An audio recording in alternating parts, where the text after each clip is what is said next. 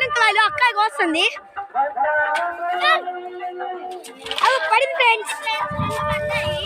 ఇదిగోండి ఒకటి, చూపి ఇదిగోండి ఒకటి, ఇంకోటి పడింది ఫ్రెండ్స్. ఫ్రెండ్స్ ఇది కొంచెం కొమ్ము లాగా ఉంది చూడండి. మీకు ఎలా ఉందో కామెంట్ చేయండి.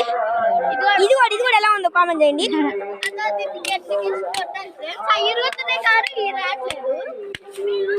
ఇదిగోండి ఒకటి వచ్చింది ఫ్రెండ్స్.